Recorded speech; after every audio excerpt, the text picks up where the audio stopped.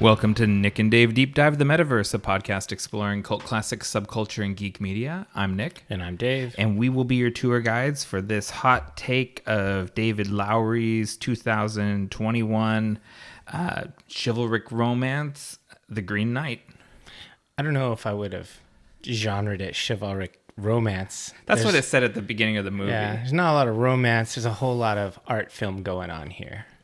Well, what does romance mean?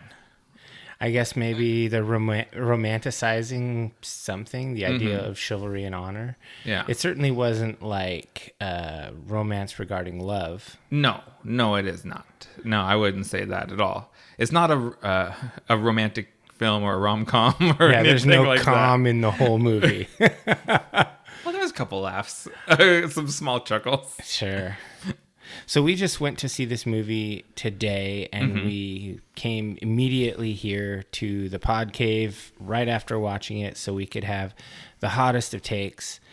I had not seen this movie in any way, shape, or form except for the trailer, which I had stumbled across. I don't even remember what it was before. I think inexplicably the trailer for this ran before Fast 9 because I think we were in the movie theater, and I leaned over and I was like, I really want to see this movie, and you were definitely attracted to the trailer. You thought it looked good. Yeah, so I saw the trailer. I intentionally haven't ignored, or I should say avoided, online reviews and people's social media posts about it because it's been out for a few days. And I wanted to go into this as a blank canvas. Yeah, I did too. I had to really resist my urges because usually if I know we're doing a podcast, one of my go-tos is like, oh, this is based on a book. I'm going to download that audiobook and listen to it. Yeah. And I held off. So yeah, because this is based on Sir Gawain and the Green Knight by Anonymous. Yeah, it's a 14th century verse, right? Like it's a poem. Yeah, I think it's one of those sufficiently old manuscripts to where it defies a modern convention. So, but yeah, you're right. It's 14th century, and it was at the time considered a romance, although that seems to be pretty strange to me. I just think we have a different idea of what that word means than how in literary conventions how it's used. Yeah, so we're gonna get into what exactly what we thought about this movie. Maybe try to go through it a little bit. I don't want to go scene by scene, but I definitely want to talk about some of the big more beats. Interesting parts. There were definitely some things that happen in here, and because this is kind of an ancient story, much like if you watch Beowulf made into a movie or whatever, it's going to have a sort of a cadence like this, and then this, and then this. And there's not a lot of twists. It's just one thing happens, then another thing happens, and so on. It's a fairy tale, right? It's something sort of like, I mean, it seems like almost like diminishing it to say it's like a bedtime story, but this is that sort of like these are the stories, like, you know how they in Game of Thrones they always talk about Sansa liking her stories about knights and maidens or whatever. Yeah, this is one of those. Yeah, this is one of those stories for sure. So it seems like it's been a little bit since we recorded. What have you been up to? Oh man, I have been seeing movies because I think we're in summer movie season, so stuff's been coming out. Oh. So I've seen a bunch of movies. I saw Snake Eyes. I saw Black Widow. Any good? Snake Eyes. No. Oh, this is a podcast, Nick. You can't just make a grimace. I can't make a grimace. That's not good audio. Yeah. Depending on how generous you are, maybe Snake Eyes is a 3-star movie. Okay. Probably not. It's probably not. It's entertaining enough. It's, there's worse ways to spend your time than watch that movie, but there's a lot better ways. Okay. Black Widow and the Suicide Squad are both much better ways to spend your time than Snake Eyes. I've heard good things about Suicide Squad. Yeah, you would. I think that one you would like. It's much closer to like a Deadpool type movie where it's irreverent and over the top and do you have to absurdly violent. Go to a theater or can you stream No, it? that one you can just watch on HBO Max. Okay, that's the key. We could go upstairs and watch it right now. Nice. Well, I mean, I haven't really been seeing any movies, so I'm glad to hear that there are at least a couple of decent ones out. Yeah. So what have you been up to? Because you've been doing stuff. Yeah, the reason why we took a bit of a big gap in recording was to make room for me to go on a trip, a big long road trip from here in the Northwest down to Yellowstone National Park and the Grand Tetons. We spent some time in Montana, a bunch of time in Wyoming. And I got to say, the hype is real. Yellowstone is legit. Grand Tetons, amazing. When you're going around in Yellowstone, it never lets you forget that it's an active, there's active volcanic activity happening all around you. It's super beautiful. And the wildlife there is amazing.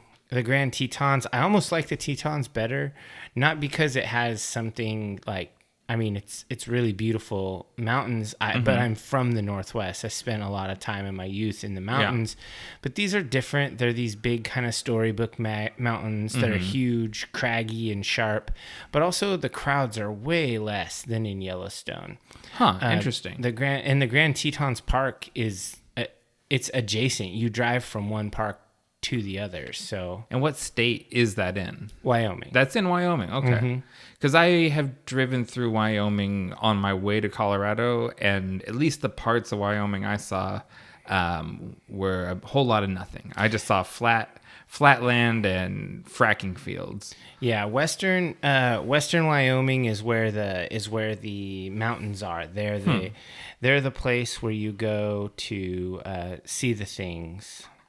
Okay. Well, cool. That sounds like a pretty cool trip. So what is our podcast fuel for today? Well, we have something sort of a little special because one of the divers actually brought this back from Hawaii for us. This is the Hanalei Island IPA. It came to us courtesy of diver Chris. I mean, we have 3 Chris's. We don't usually use last names. Chris W. Diver Chris W. Let's say that. All right. She smuggled this back in a crowler from Hawaii to us. Oh, that's risky business. Yeah, because it started leaking like as soon as I opened it. So very lucky it didn't go all over in her luggage. All right.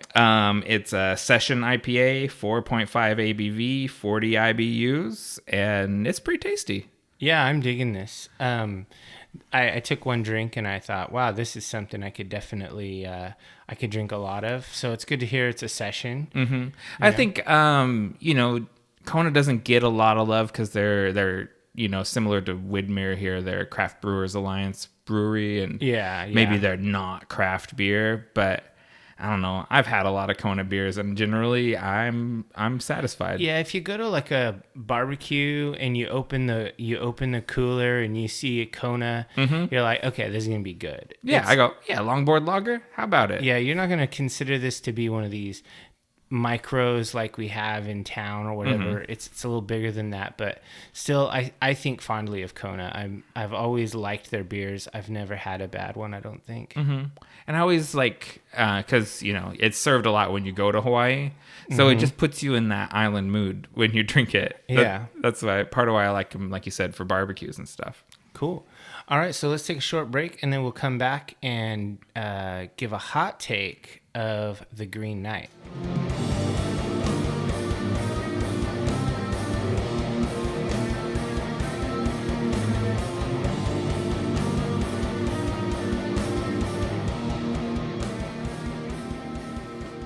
All right, welcome back, divers. Let's get into this. What did you think? What are your first thoughts, Dave? Your real hot take. My real hot take is this is not what I expected. Oh, okay. It was way more art house with a very unsatisfying ending.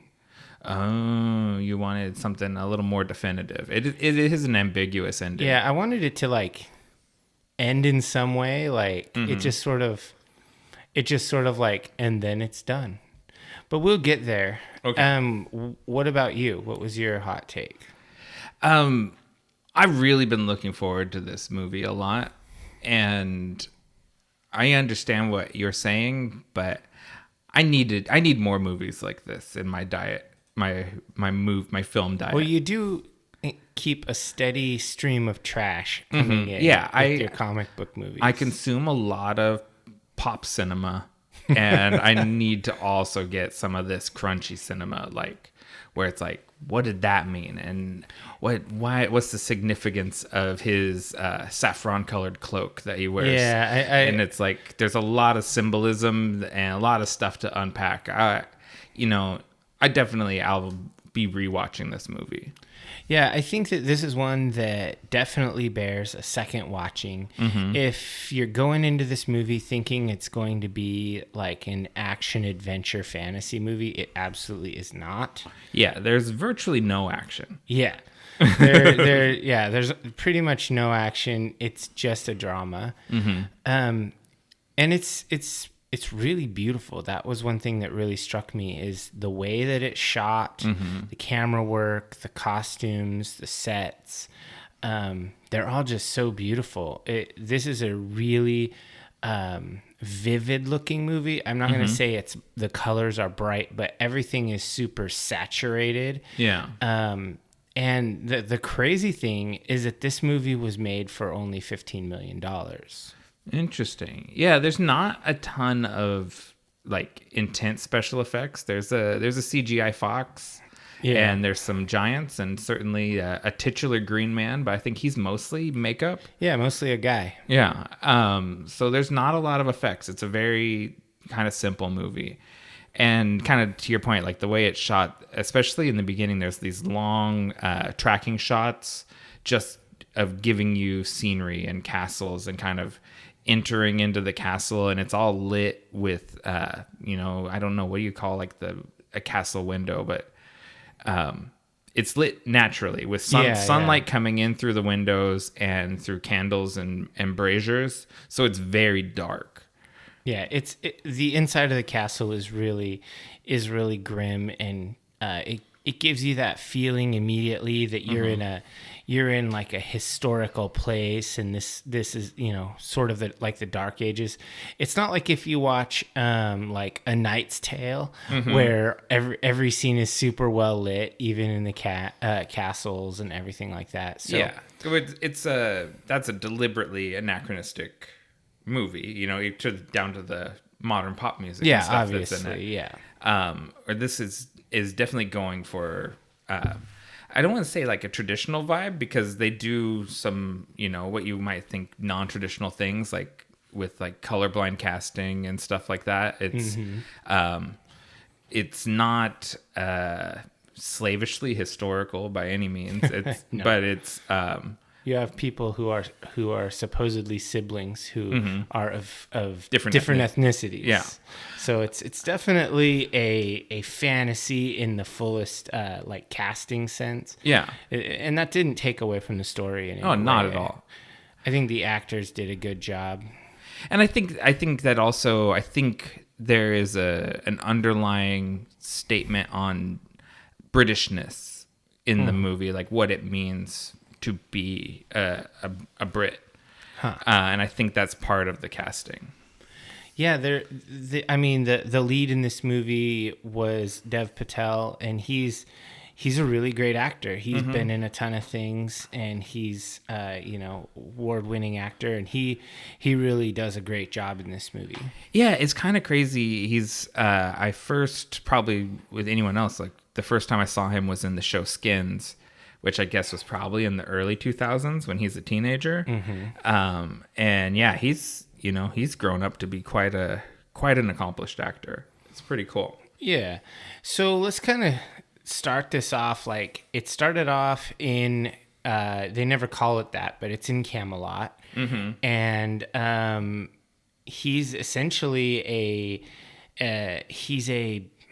He's a lout. He's not a knight. He's not a knight. He's the king's nephew. And he's in a brothel, and he's and he's with this lady who seems to be kind of a long-term paramour. Mm-hmm. Her name's Essel, and interestingly enough, she was the lady who played the artificial intelligence on Ex Machina. Oh yeah, so Alicia Vikander. Yeah, I immediately recognized her from that, and I was like, okay, they got a really good actress in here. Yeah, she's awesome. And what else? She's been in a lot of stuff. Yeah. So, I mean, they start off in that scene, and it's kind of a, one of those buffoonish scenes where he's getting up and trying to leave and putting on his clothes and can't find his boots and all of that. And he ends up going home, and it turns out his mom is there and scolds him for being up all night and being drunk. Yeah, basically he gets up. They go to Christmas mass. It's Christmas morning when he wakes up, and then he goes home and tells his mom that he's been at mass all night, and she accuses him of been drinking the sacrament all night because he smells like booze. And it's like it's an open secret. His mother's a witch. This is Morgan Le Fay. That's historically, or I should say, fictionally in the Arthurian mythos. And so is that, because I am not an expert on Arthurian legend at all. Is Morgan Le Fay Arthur's sister typically? I think it has changed over time in different tellings, but in this case, yes. Yeah, I like how I like when it portrays the sort of muddiness in Christian Europe about how things are not really fully Christian. They're all wearing pentacles. Yeah, the pagan beliefs are still very present. Like there's even there's like a priest is blessing his shield, and there's like a Mary and Jesus on the inside of his shield, but the outside, the little hub thing on the outside of his shield has a pentacle on it. Yes. So it's like there's a real it's brackish water as far as like faith practices at this period. Yeah, it's pretty cool scenery in this town. They did really good sets.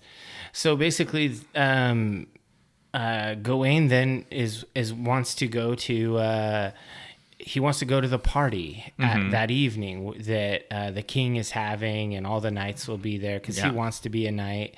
So you got to be seen. Yeah. And his mom is like, "Nah, I'm not gonna go. I don't feel up to it." She's got other plans. Yeah, she's got witching to do. Yeah, she's always hanging out with her little coven of witches. Up to things. She's got plans for her son, I think is kind of what's going on. At least that's my take on it, is that she's the instigator of a lot of the events in the movie. Yeah, she's behind a lot of the stuff. And so basically he goes to this party, and the party essentially sucks, in my opinion.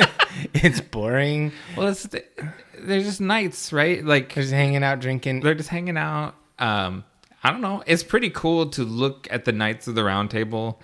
There's lots of different sort of takes on them. Usually everything is sort of too clean and modern. Yeah. So kind of seeing proper hard men as the Knights of the Round Table, Merlin with like tattoos on his face. Yeah, he's definitely and he had runes tattooed on his fingers and stuff. Yeah. It was pretty cool.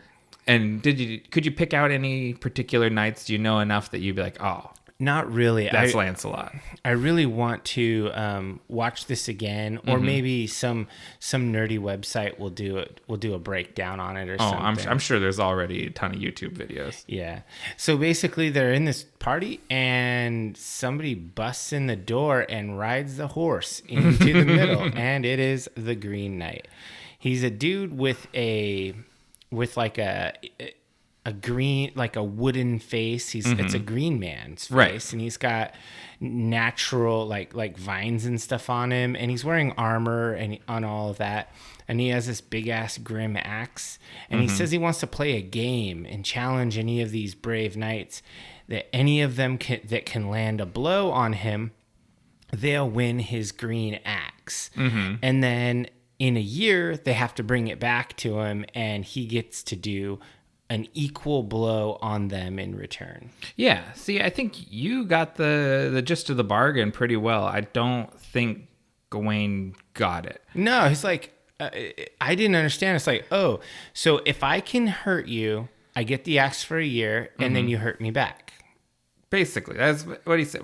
However, whatever blow you land on me, whether it's a nick or a slash, I'll revisit on you the same.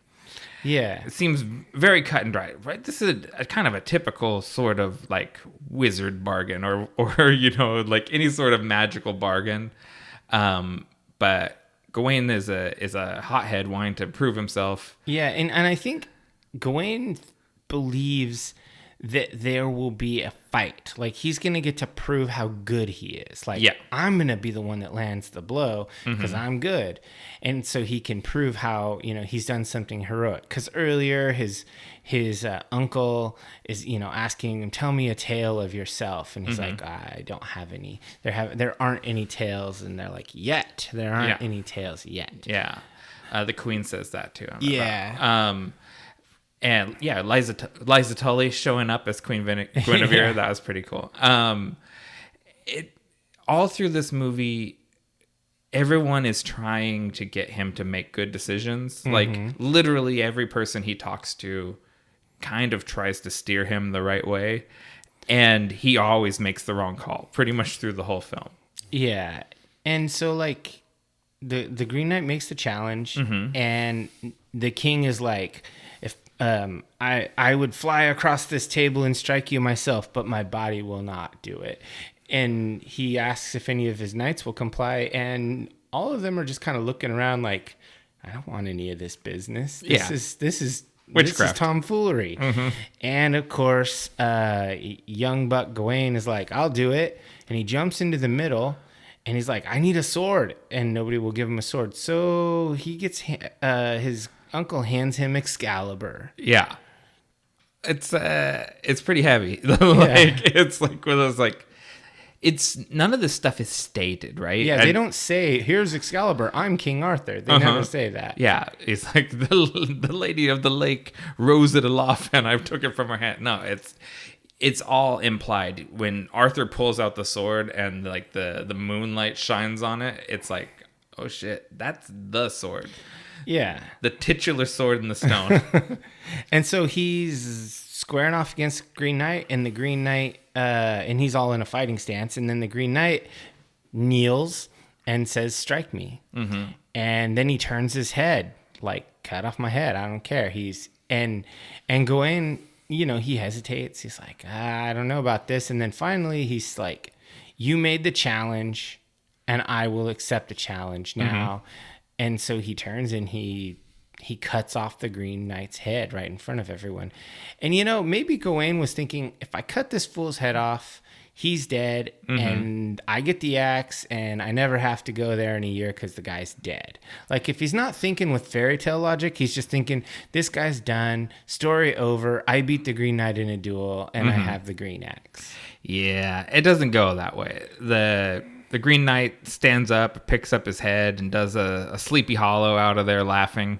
Yeah, carrying his head in his hand. A headless horseman rides through town. And I mean, it was really cool imagery. Oh, for sure. And so that is basically, that's the whole premise of the movie. The entire thing is Gawain takes up a stupid boast and then has a year before he has to go and travel to the Green Chapel to meet with the Green Knight. And so a year passes. They don't do anything in the year. They just say a year passes. Yeah, so too short a year or something like that. Because when it's you're gonna get beheaded at the end of it, a year is not a lot of time. And we come back. Gawain hasn't done much in that time. He's still hanging around the brothel. He's still kind of just a roustabout. What do you call him? He's just a man of leisure. He's just doing what king's nephews do in town, spending gold, living large. Yeah. And then it's time to go. Everybody knows it's time to go. And so they like armor him and bless him. Excuse me. And get everybody and they all support him to send him off. And his mother makes him this enchanted belt. Yeah, and she carves a rune stone and sews it into the belt and tells him as long as he wears this, nothing can hurt him. Yes. And he goes out questing after this, gets sent off by King Arthur, and everyone is sort of rooting for him and has good advice for him. Yeah. And he goes wandering out, and he doesn't get all that far before he gets robbed by kids. Yeah, so basically, like this journey to the Green Chapel is just a series of unfortunate events that happen. And the first one is that he just gets duped by a young kid to go up into the woods where there are more armed people. And Gawain's not like an excellent knight. He's not a good fighter. He just gets robbed. They take all his stuff, the green axe, his sword, his horse. They left the sword on the ground. They broke his shield. I don't know why they left the sword on the ground. I think because the sort of ringleader takes off with the axe and rides off on his horse. Yeah. And the friends that had been playing with the sword drop it to chase him. Yeah. Yeah, and they just forget about it. Yeah, and so Gawain cuts himself loose with the sword that's on the ground. He like crawls up to it and cuts his hand and gets himself free. But then he's running through the woods, and he leaves the sword on the ground too. I thought that too. He doesn't not pick the sword. He gets his cloak and gets like what's left of his clothes and stuff, but he also leaves the sword. And he doesn't have his belt anymore. The kid took the belt, yeah. The magical belt. So he doesn't have his magic axe or his magic belt. Or his horse. Arguably, the horse is the biggest loss. And so he keeps just going forward. And what does he encounter next? The next one is I think he encounters the fox, and does the fox lead him to the cabin? I think he sees the fox at this point, but then he makes his way to the cabin where it's like this abandoned cottage, and he's looking around and there's nobody there, and so he goes to sleep in the bed. Yeah, because he's totally tuckered out. And he gets woken up in the night by Infant's Nest from Solo. Yeah, or what's her name in Falcon and Winter Soldier? Yeah, I don't remember. Yeah. Redheaded girl. Yeah. The terrorist lady, who's a super soldier. But in this case, she's a young lady who's kind of wearing a nightgown and asking him, "Why are you sleeping in my bed?" She introduces herself. Her name's Winifred. And she asks him a favor. She asks if he will go out into the pond and dive into it and get her head. Yes, because she is a ghost. Yeah, she's a ghost. She got murdered by somebody, and the person cut off her head and threw it in the pond. He asks, just completely shitbird like, "What are you gonna pay me?" And she's like, "Why would you even ask me that?" Yes, it's one of many times where he's being taught lessons on chivalry. It's like everyone is trying to encourage him to behave like an honorable knight. Yeah. Like when he kind of thinks that she's a ghost, he reaches out to touch her and she's like, "Don't touch me. A knight should know better." Yeah. Like, and when you said, he says, "Will you give me in return if I get your head?" And she's like, "Why would you ask me that? Like, act like a knight. Yeah. You're on a knight. Everyone knows he's on a quest. Dress for the job you want." Act like a knight. If you want to be a knight, act like a knight. But he does knight up and dive in with his boots on. That was dumb. Yeah, he didn't take off any of his clothes or anything. He dives to the bottom and he finds a gnarly old skull, and he flies and he swims up. He goes into the house, and there in the bed that he was sleeping in is, or maybe it's a different bed. I think it's the same bed. It's the same bed. There is a skeleton of a lady, and he places the skull where, you know, it would go because it had no head. And then he turns, and as he's about to leave, he sees his axe leaning against the timber. Yeah.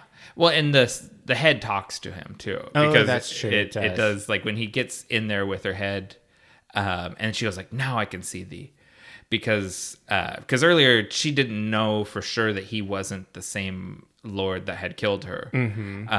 Because I don't know the rules of being this kind of ghost. The head needs to be there for her to be able to see. Yeah, so he does the right thing by the ghost. It's a simplistic scene as we describe it. Yeah. But ultimately, I think it was creepy at first, and then it was ultimately fairly redeeming for Gawain. Yeah, and that's Erin Kellyman. I finally got that name, the actress. And the big change that happens from here on out is he has the fox familiar with him for the rest of the adventure. Yeah, so the fox leads him. He's following this fox, and they're going through the wilderness, and eventually they kind of come across like a ridge, and they see these giants in the distance, like walking. Yeah, and he like calls out to them. Calls out to one. Tries to catch a ride. Yeah, he says, "Where are you going? Might I travel across the valley on thy shoulder?" And then the giant, I don't know if she was trying to pick him up or if she was going to squish him, but the fox defends him. Yeah, and howls, and then the giants all howl. Did you make the connection? Because I feel like the fox and Saint Winifred are related. Like the fox, she has the red hair, the fox is red, and the fox kind of is always leading him to the things. Like I kind of felt like it was her spirit guiding him. Yeah, I kind of thought that, but then later on the fox does stuff that doesn't make me think that. I don't know. It doesn't speak in her voice when it does speak, not to get ahead of ourselves. Yeah, it does talk, and it doesn't speak in her voice. I don't know. I honestly don't. And I know we're just kind of talking about these encounters, but it's worth noting the setting here. This is a dude who it's raining, it's damp, it's dark. He's on foot. He's starving. He's got no food. He's got no supplies. He never has what he needs to build a fire. He tries to strike stones together. It doesn't work. He is on a miserable journey. Yeah. This is just a terrible place, a land that he's crossing. And ultimately, he happens upon a really beautiful castle. Oh, you skipped over, I think, a big turning point in the movie. What's that? That's when he eats the mushrooms. Oh yeah, I guess I did. I didn't feel like it was as big of a turning point as you did, I guess. Yeah. So because everything changes after that scene. I guess were the mushrooms before the giants even? Or is it right after? It's around the same time. Yeah. I kind of already felt like there was a bunch of supernatural before the mushrooms, with the fox and the ghost and all of that. Yeah, but after the mushroom, because he, like you said, he's freezing and starving, and in a cave, he just grabs some rando mushrooms and eats them. Tosses some to the fox. Fox gobbles them up too, and then he quickly yaks that up. And then he sees the skin crawlies and stuff. He starts having hallucinations. And then after that, there's one of those, 180 clockwise camera turns where the whole frame flips upside down. Yes. So that's to me, that's the rules of the game have changed moment in the movie. Because after that, that's when he comes upon the castle, and when we first see him, the guy has a bear head. Yeah, he's the Lord. Yeah, he's just called the Lord, and he goes, and these people, he goes into this house, and there's the Lord, the Lord's wife, and an old blindfolded woman, and they're they basically host him and they clean him up and they try to help him out and they tell him he's only a day away from the Green Chapel. Yeah. It's Joel Edgerton is playing the Lord, and Alicia Vikander is playing the lady. Yeah, so that was the first I think thing it's I noticed. intentional. It's supposed to be like Essel from his home. Yeah, because everything, in this sort of like fairy tale logic, at this point, everything is trying to get him to somehow mess up the quest. Mm-hmm. So I feel like they're misleading him as far as how long it's going to take, how long he can stay. Like they're kind of trying to get him to be too comfortable there. At least that was my take on it. He's supposed to be resisting temptations, which he doesn't do a great job of doing. Yeah. He gives into temptations pretty easily. Yeah. So it seems pretty clear that the Lord goes out hunting every single day, mm-hmm. and the lady of the house is trying to seduce him. Yeah. So the first, when you're on a magical quest and you show up and you see a lady that has your girlfriend's face, yeah, and then she goes right for your little trinket that your girlfriend gave you, and is sort of like, "Why do you wear this? Is it for love?" And he goes, No. And then she takes it right off of him. Yeah, and it's like, oh man, once again, another fail. She should have said yes, it was for love. Mm-hmm. But no, he's like, well, I'm on a quest and I don't know if I'm going to make it back. We call this geographic bachelorhood. Yeah. Yeah, he's kind of a scumbag at this point. Bad job, Gwen. And so the Lord exchanges a promise with him, mm-hmm. Where that they will give each other gifts of what he's received or something like that. He's going to go hunting and he's going to bring back the best of whatever he finds in the wood. He'll bring it back and give it to Gawain, and Gawain should give to him anything that he is given while he's in, or he receives while he's in the house. Yes. And, for whatever reason, still not quite getting how magic bargains work, Gawain agrees to this.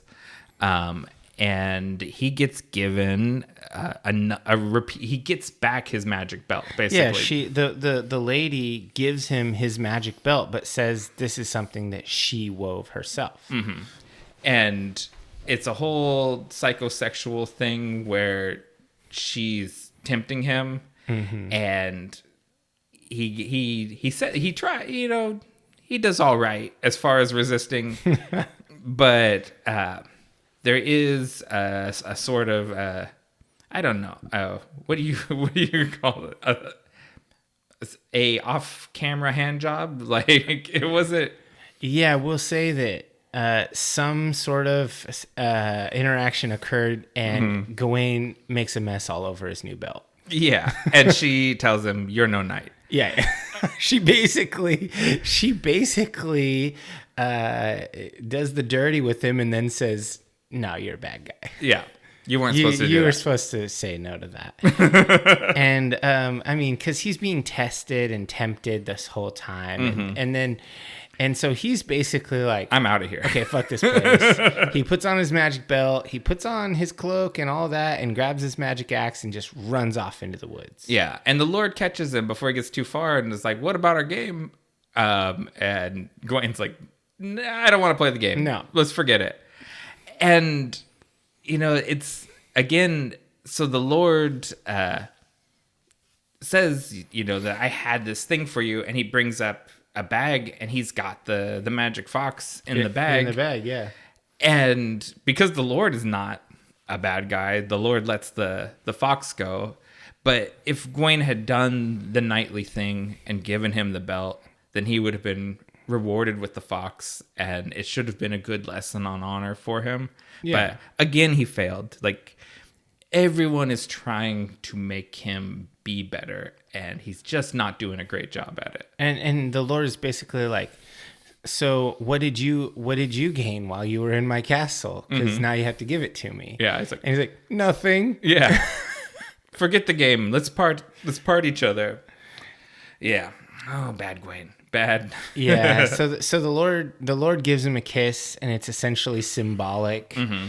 And Gawain does not give the Lord the girdle because he's supposed to give him stuff that he gets. Yeah, he's going to keep it because he doesn't want to get his head cut off. Yeah, and it's his invulnerability belt. Yeah, and he's thinking, if I wear this, I'm not going to get my head cut off. I can go there like a baller, and the axe will just bounce off of me, basically, is his thought process. So he's not going to give it up. So basically, he runs away. He parts with the Lord. He gets to a stream where there's a boat. And for the first time, the fox jumps out in front of him, turns and growls at him, and then starts speaking in a human voice and says that he needs to abandon the quest. He needs to just not do this. This is a bad idea. And that's the one thing that Gawain does well is that he always pushes on. Every time he's given the opportunity to turn around and go home, he does at least press onward to continue the quest. Yeah, he refuses the fox. He says, "I didn't want you anyway. I never asked for your company." And it's very, it's always kind of silly when you compare things that are more modern, but it's very much Yoda before Luke goes down into the cave and has to face himself, and Yoda tells him, "Don't bring your weapons, you won't need them." And the fox tells him the same thing, "Don't wear the belt, you won't need it." But he doesn't give up the belt there. He's, "I think I do need it." Yeah. And so he gets in the boat, he paddles his own canoe, he gets down to Shouts Nick Offerman. Yes, he gets to the Green Chapel where the Green Knight is there in up like on a dais, I guess. But he's like in hibernation. He's not yet Christmas. Inanimate. Yeah. And I love it's one of these, it's all through the movies, the juxtaposition of the pagan iconography and the Christian iconography. Because like you said earlier, the Green Knight is the Green Man. But he's been absorbed into Christian mythology at this point and become a knight instead of like a druidic thing. And he's residing in a chapel instead of like a barrow mound or what sort of thing would be traditional to the older ways. And I just really like that sort of imagery. Yeah, I thought it was really cool too. The Green Knight is one of my favorite like visuals from this movie. I think the costume and the practical effects and all of that were really cool. Yeah, we should say you have a giant Green Man tattoo. Oh yeah. Like it takes up Divers half may your not arm. know this. Like on my right arm, along the back side of it, basically from my wrist all the way up past my tricep, is a Green Man tattoo that I've had for like 20 years or something. Yeah. So obviously I really like that iconography. So I thought that was really cool. And then of course Gawain decides to take a nap. He puts the axe on the steps and then he sleeps through the night because the next day is Christmas. Yeah. And it's sort of like at midnight the Green Knight's eyes open, but he doesn't like fully wake up until like the sun is up, and then he gets up dawn. And he goes to give Gawain the chop, and Gawain keeps flinching or chickening out, and he's trying really hard to steel himself, but then ultimately he cheeses it out of there. He runs off and goes back home. His horse is waiting for him outside, and he rides and goes back home. Yeah, and so this kind of it kind of goes really fast. It goes through. It's almost like a montage of the rest of Gawain's life after this. It definitely it goes into a montage. He ends up getting married to some fancy noble lady. His Essel, his lowborn lady, has a son who they take away from her. He raises the son, and later they go to war. The son dies in battle, and Arthur passes. Oh yes, and Gawain becomes the king. Yeah, because he's the heir. He's the only male relative of the king, being his nephew. His Gawain's son goes to war with him, and now an adult. He dies in battle. Gawain becomes a reviled king. That was one I wasn't 100% sure that was supposed to be his son. But I thought that, but it just wasn't, because there's no dialogue through that whole sequence. The guy was wearing a circlet, and then Gawain takes the circlet away. Mm-hmm. Yeah, I think you're correct, but I kind of wanted confirmation. Yeah, and so then he comes back, and people throw mud at him, and he goes. It's poop. Was it poop? I think it's poop. I'm gonna call it mud. He goes into his castle, and fast forward montage style. Mm-hmm. They're under siege. They're being attacked. Him and his family, him and his wife, are sitting in the throne room waiting, and then his wife and daughter and his mother all leave and just leave him in the throne. His new wife has a baby. It's a little girl. Leaves him in the throne room by himself. Mm-hmm. And the other army is literally beating down the door, and then he reaches into like a stigmata wound on his belly and pulls out the green belt. Yeah, he's pulling out his guts, but it's the magical sash. Yeah. And then his head falls off. Yeah, so and then cut back to the moment in the Green Chapel when Gawain is kneeling on the ground in front of the Green Knight. Yeah, so my take is he saw what happens. He saw the future. If he doesn't fulfill his bargain with the Green Knight. Mm-hmm. If he doesn't fulfill it, he gets sort of everything he wants, but it's cursed. Right? Like, he becomes king and he has all this stuff, but it all turns to ash in his mouth, sort of. Like, he's not going to have a great future, even if it's a long life getting everything that he thinks that he deserves. Mm-hmm. Yeah, it's going to be a long life, but it won't be a fulfilling one. Right. Because he didn't do the right thing. And so finally, he realizes what he needs to do, takes off the belt, and is ready for the knight to chop his head off. Yeah, and the Green Knight says, "All right, off with your head." And that's not all he says, though. He says, God, what does he say? He doesn't say, "I'm proud of you." He says that you did the right thing. Yeah, it's very clear that the Green Knight approves of this course of action. Like, okay, you actually are finally living up to the honor of being Sir Gawain. Yeah.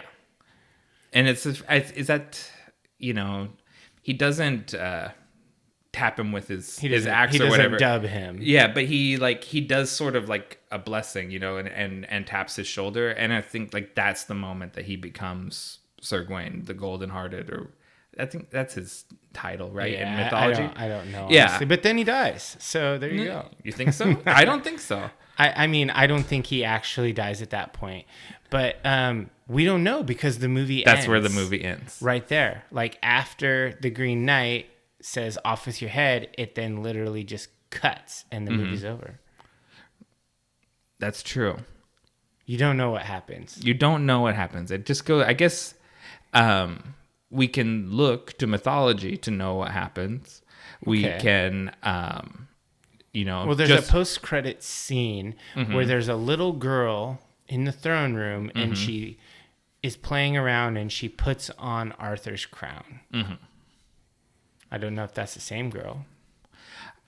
I don't know either. I think my take on it would be that is his daughter. I don't think that's the same daughter that we saw in his vision, though. Mm-hmm. Although, I mean, we don't know that. But I think the important detail there is that his head isn't in the crown. That's true. You know what I mean? Because like in his vision, his head falls off, and in his vision, the daughter is older, and this girl's a toddler, whereas his other the daughter in the vision was maybe 7 or 8. Yeah. So I think, it is up to the audience to decide these things. Mm-hmm. But I think we are to infer that is his daughter and that he became king. Sure. I like to think that he died a knight on that day. You think the Green Man, I approve, and then still cut off his head? Yeah, I think that's where I go with it. Yeah, get to die right. Go to Valhalla. Okay, wrong mythos. Yeah, no, I think they've abandoned that. Well, interesting. I mean, that's the kind of movie this is, though. It is up to the viewer, and I think this is it's one of those things where it's a bit like, is Deckard a replicant? You can argue about that pretty much forever. I mean, I think he was, but it's still debated in some circles. It's definitely a debatable fact. Harrison Ford doesn't think he was. Yeah. So, arguably he should know, but would you know? I don't think he knew he was a replicant. I think that's the whole deal. That's the deal with replicants. They don't really know. Let's not get too caught up in Blade Runner. Or maybe we get caught up in Blade Runner, but in another episode. Definitely. So what did you think? What's your hot take? I don't know if you're ready to do the rating. I'm good with doing. I mean, do we want to do what worked for you and what didn't work for you first, and then our ratings? Let's do that. All right. So, what worked for you? What were your personal highlights? This is just a visually delicious movie. Like, it is so good to look at. It's pretty slow and it's a bit long. It's 2 hours and 10 minutes, I think. Yeah. But I never got tired of looking at it and digesting what I was looking at, like kind of looking for the visual elements and the symbolism and trying to parse out what it was telling me. So I love that. I mean, do we include costumes in that? Because the costuming in this movie is great. Yeah, it's not extremely. They're not trying for 14th century historic authentic. Mm-hmm. They're just trying for really good fantasy costuming, and I think they fully accomplished that. And Dev Patel is like he has to carry this whole movie, and he's great. He's so good. He's such not quite a scoundrel, but a cad. I think didn't you say he's cad? Definitely a cad. Yeah, he's definitely a cad, and like that wants to be something better, but can't quite bring himself there until the end. Yeah, he wants to be a knight, but he at that point doesn't understand what it means to be a knight. Yeah, he never can explain it when people ask him that, like, what do you want and what does honor mean and that stuff. He never really has an answer for those questions. And the Lord even says that. He's like, you're not very good at questions. Yeah. And so, I really, everyone in this movie is acting their asses off, and it's just beautiful to look at. So I think that's the main thing. And I enjoy the ambiguity of it. I like to kind of come out with questions and not having had the whole thing like spoon-fed to me. I have to make up my own decisions. Interesting. What about you? What worked for you? I mean, similarly, I really liked the costumes and the sets and the visuals. I mean, this was an amazing movie to look at. I think that never was there a scene where you're looking at it and there aren't many things to consider. Like even the scenes in the town or the castle, you can look around and consider how they chose to use natural lighting or how they, the way the different people are costumed, all the way down to like when the scavenger guy who's a thief, when you look at that guy's costume, it was excellent. It was really well thought out, and he's a side character. Yeah, he had some like scavenged armor that he'd taken off of corpses and some stuff. Like rings and valuables tied on a necklace around his neck, kind of a choker. Yeah, it was really cool. So I think this movie looked really good in all of those ways, and I think the acting was really good. I think that Dev Patel did an amazing job, and Alicia Vikander was another standout character for me. I think that those two actors did an amazing job in this movie. So what didn't work for you?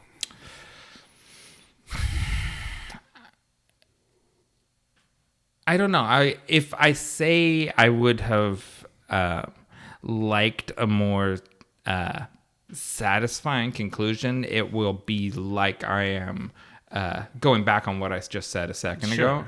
But I think, to the point you were making earlier, it doesn't have a conclusion, like beyond he made the right choice, but we don't know what happened to him. And that does leave you with a sense of frustration. So, I guess I'm of two minds on that, but I did have that sense of frustration but what happened, and then the post credits doesn't really clear it up. The post credits is just as ambiguous as the before the credits. Oh yeah, for sure. Yeah. So if anything didn't work, that's what didn't work. What about for you? So I guess, so if I'm judging it for what it is, I guess I would say that I didn't really enjoy how they put up text on the screen during each like scene change, almost like it was a play. Yeah. And I mean, it was kind of making it into chapters of a book, and that's okay, but I didn't love that. I also didn't like how the end was unsatisfying, how we didn't actually get to see what happens. But I guess that would be judging it on what it was, but what I wanted it to be, it was not. I wanted it to be a lot more of an action or an adventure movie where Gawain actually has some fairly redeeming qualities. Like I would have liked him to engage in swordplay with somebody once.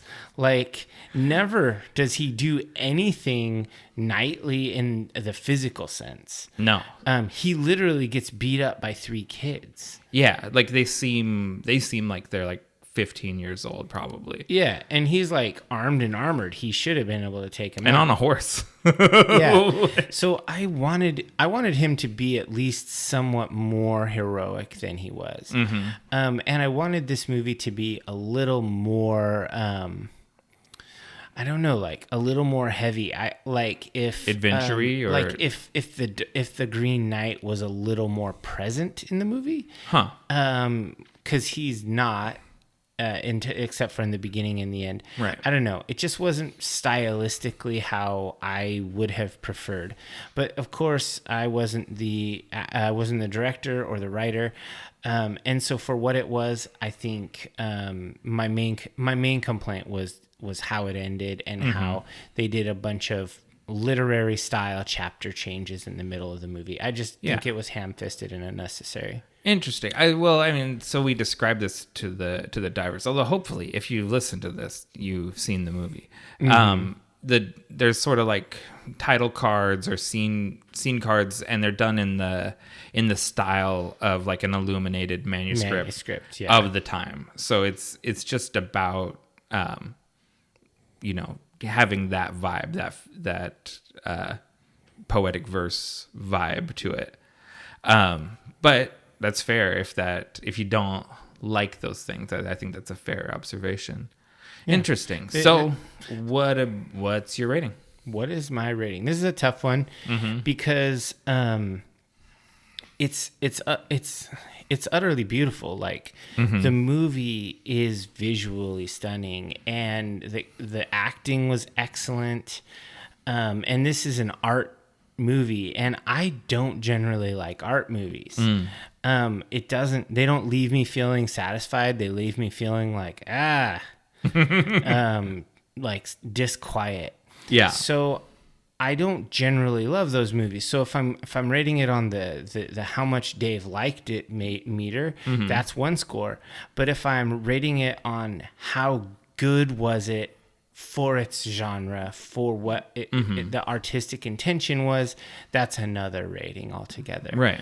So I guess I'm not here to make all of my ratings just be my opinions on things, even though some of, there's going to be a little bit of that. Right. I'm going to try to keep it more to how good was this movie. And I actually think this movie was excellent. So I'm going to give it 4 stars. I think I'm there with you at a 4. I really, I've had it in my head kind of feel like for the last 2 weeks that this was going to be a 5. That was going to be my first 5. And I don't quite feel like it. I wanted this to be a 5-star movie. Yeah. When we were driving to the theater, I thought to myself, man, I hope this is a 5-star movie. This is going to be great. Yeah. I just don't think it's quite there. And I'm not sure, I guess I would have liked a more satisfying conclusion, but I feel conflicted just about that issue, whether it's fair to penalize it for it. I mean, but I just think it was really slow.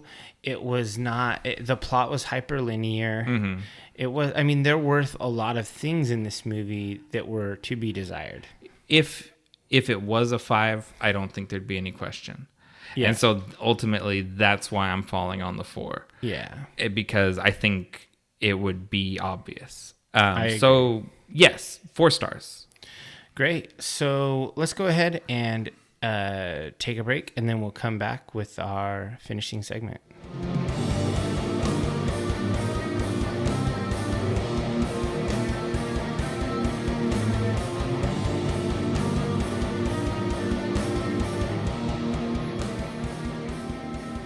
All right, welcome back, divers. It's time for us to get into our final segment, the one where I ask Dave, what are you into right now? Well, like I said before, I had a long trip where we did a ton of driving, and there were also some times where we were just chilling out during the heat of the day or whatever. And so I had a bunch of audiobooks on my phone ready to go. So as previously mentioned in this podcast, I listened to Paddle Your Own Canoe.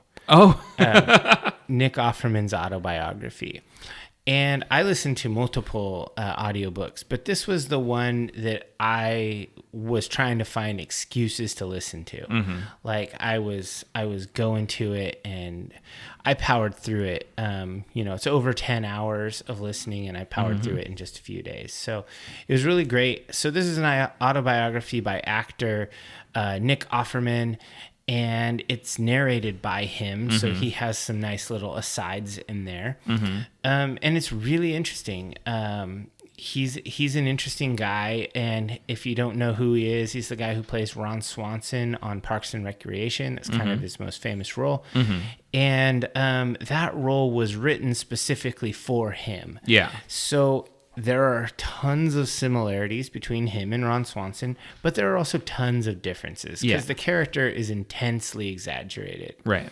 And so he's a Midwestern guy who comes from the Iowa farms, and he grew up being like an athlete and a farmer, and he ended up getting into theater in high school and went to theater in college, and then he got into the Chicago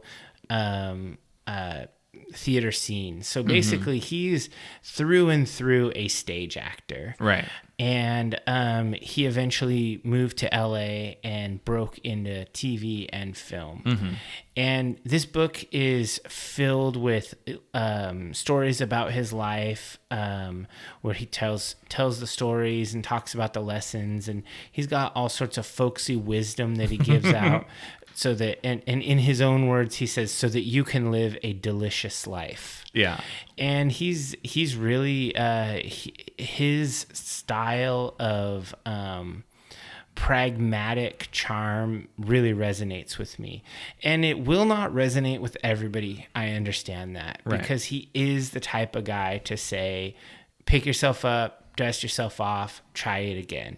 He's not the type of guy who is going to be, he's not going to condemn you for giving up, but he is the type of guy that has kind of that old school grit mentality. Right. Because he grew up on a farm, and those were his role models, his old school gritty farmers, his dad and his uncles.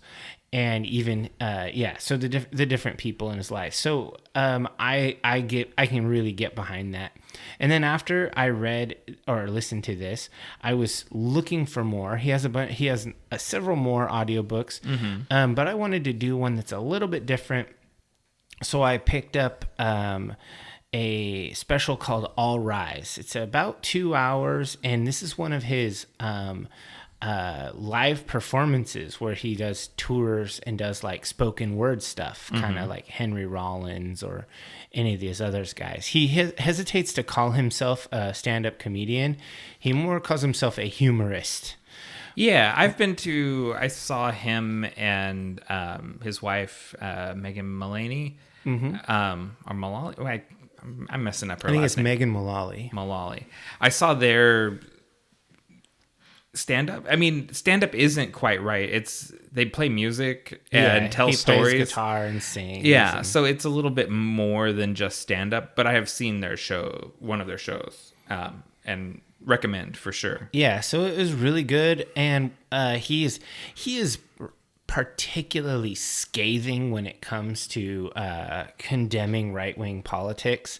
So if you go on any of the reviews like Audible or whatnot, you're going to see a lot of really angry alt-writers that wanted to think that Nick Offerman was Ron Swanson, but he's not. He's a super liberal guy who lives in Hollywood and all of that. Well, and I think they also want Ron Swanson to be something other than the character was portrayed. Because that's something Nick Offerman said, that Ron Swanson is an avowed feminist. He is. And yeah, I mean, and that is, you'd never once in that show does he ever like kind of fall into that side of those stereotypes. Like, he definitely is a sort of a libertarian or whatever. Yeah. He's a libertarian, but he's not like a pig. You know? And even though he's a libertarian, not to spoil a show that ended several years ago. Yeah. At the very end, he ends up like in charge of like the national park or something, or a state park, and he gives this sort of like speech to the people that are working with him, and he says that it's our job to be stewards of this sacred land, and like he's not a like, we are going to clear cut this whole whole hillside. Like, that's not who Ron Swanson was portrayed as. No, he was just like a meat-eating, woodworking enthusiast curmudgeon. Yeah, totally. And so, yeah, I really enjoyed their Nick Offerman content. So I highly recommend anybody out there who likes pragmatic, funny, and sometimes charming content to go ahead and give it a check. Give it your time. Check it out. It's worth your Audible credit. I guarantee you that. That's good. So what about you? What are you into right now? I don't know how we planned this, but I also was going to recommend an Audible book. Awesome. Do they sponsor podcasts? I think they do, actually. I've listened to podcasts where Audible is the sponsor, and I've been a subscriber for years. Yeah. We both are Audible listeners, and that's the sort of sponsor I could get behind, where it's like something I already use their product. It's like if Subaru wanted to sponsor me. Yeah, I have 2 of them. I drive Subarus. Yeah, totally. So the Audible book that I was going to recommend is Once Upon a Time in Hollywood by Quentin Tarantino. Oh. So this was, of course, a film that came out a couple years ago that I was a fan of. And Tarantino has written a novel, not exactly an adaptation of the movie. It's sort of a reinterpretation or a rethinking of the story. I guess that's his words. It's a complete rethinking of the entire story. Not that it contradicts the movie, but it elaborates on things that the movie doesn't cover, and it prioritizes different parts of the story. But it enriches the film, I think, because I've rewatched the film since finishing the book. And you have a lot more background context for stuff that's just like visual elements of the film.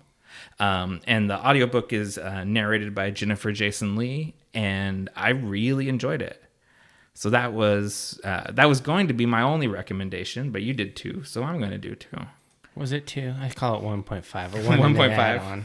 So the other one that I considered recommending, and then I wasn't going to because I think this book was sort of a bummer. Oh. But I'm going to anyway now because it's worth it. True Believer: The Rise and Fall of Stan Lee. Oh. And I know the stories of like the early days of Marvel Comics pretty well. This is like my, I don't know, 4th or 5th book that I've read or listened to about that time period. Mm-hmm. This is definitely the most critical, the most scathing of Stan Lee out of any of them.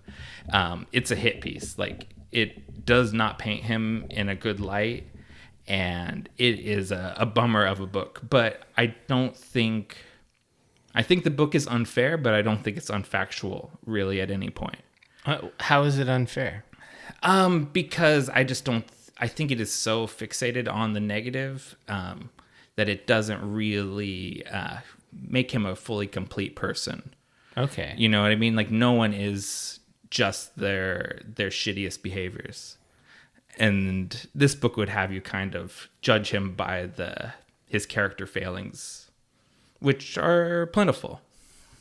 Okay. I mean, I'm not sure this is something that I would listen to, but I am kind of interested in what was terrible about Stan Lee, because everyone seems to love him. Yeah, and he's all too happy to bask in the sunlight of people's adoration at the expense of people that he could not have done it without, and at the expense of giving fair credit to his collaborators that arguably did more work than he did. Sure. That's true in a lot of scenarios where creativity is not attributed to proper people. Mm-hmm. And over the years, there's probably a lot of opportunities to kind of do the right thing and uplift people, and he just did not always stand up for his collaborators, or arguably never did. Huh. That's interesting. You know, like Steve Ditko, who's the co-creator of Spider-Man, they both died like within a week of each other. And Stan Lee lived in a mansion next to Leonardo DiCaprio in the Hollywood Hills, and Steve Ditko lived in a studio apartment in like a tenement building in Manhattan that he had lived in for years. For one of the biggest superheroes of all time. Yeah. So that's really the crux of what this book is built on. Okay, well that sounds like a true bummer. Thanks, Nick. You're welcome. I'm here to bum you out. Want to give him the call to action? Yeah, go ahead and subscribe to us on your favorite podcatcher and rate us generously. A 5-star review costs you nothing, but means everything to us. You can find us on all social media platforms across the metaverse as Deep Dive the Meta. We are on Twitter, which is Dave preferred. We're on Instagram, which I like, but we're also on Pinterest, which no one likes. I'm changing teams. I'm on Team Instagram now. Oh, we're both on Instagram? We're also on Vero, which I use, but no one else does. Just me and Zack Snyder. I don't even know what a Vero is. Well, I guess this is really goodbye. Don't say goodbye. Say good journey.